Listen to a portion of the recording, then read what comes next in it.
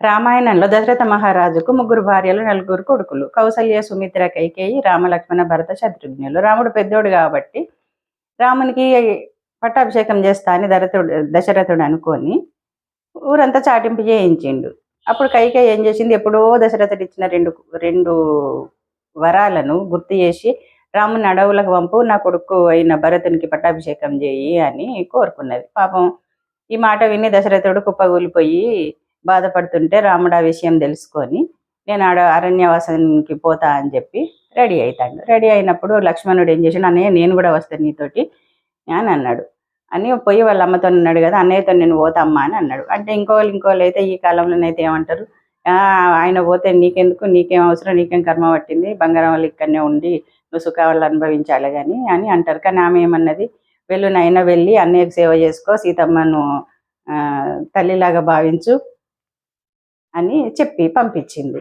ఇక భరతుడు ఏం చేసిండు, పాపం ఇదంతా జరుగుతున్నప్పుడు భరతుడు రాజ్యంలో లేడు. ఆయన వచ్చిన తర్వాత విషయం తెలుసుకొని, అయ్యో అన్నయ్య ఎంత పని జరిగింది అని చెప్పి రాముని దగ్గర పోయి, అన్నయ్య నేను నాకు పట్టాభిషేకం వద్దు, నాకు ఆ రాజ్యం వద్దు, నువ్వే వచ్చి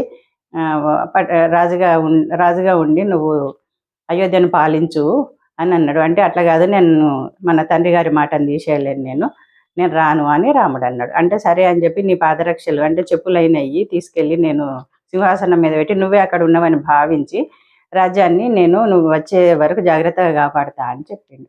అంటే అన్నదమ్ముల మధ్య ప్రేమలు ఎట్లున్నాయో చూడండి, వాళ్ళ తల్లులు కూడా ఎట్లున్నారో చూడండి. మరి మన పూర్వీకులు మన పవిత్ర గ్రంథాలని రామాయణాన్ని, భారతాన్ని, భాగవతాన్ని ఎందుకు పెట్టిండ్రు, అందులో ఎన్నో మానవత్వపు విలువలు ఉన్నాయి. అవి తెలుసుకుంటే మనిషి ఒక సక్రమ మార్గంలో నడుచుకోవడం ఎట్లా అనేది తెలుస్తుందని పెట్టిండ్రు.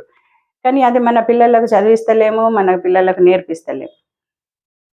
ఎట్లా ఉన్నదని అంటే అభిప్రాయము, ఏదో రిటైర్ అయిన తర్వాత రామకృష్ణ అనుకుంటా ఆ గ్రంథాలను చదువుతాం అనే ధోరణిలో మనం ఉంటున్నాము.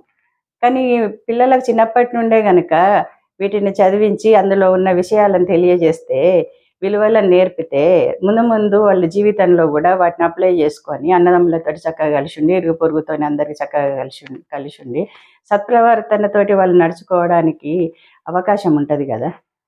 మరి వేరే ఇతర అన్యమతస్థులైతే వాళ్ళ పవిత్ర గ్రంథాలను పిల్లలకు నేర్పించుకుంటున్నారు. మన హిందువులమే కొంచెం ఎందుకు శ్రద్ధ పెడతలేము. ఇప్పటి నుండి అయినా శ్రద్ధ పెట్టి మన పిల్లలకు మన పవిత్ర గ్రంథాల వల్ల ఉన్న విషయాన్ని తెలియజేద్దాం. ఏమంటారు?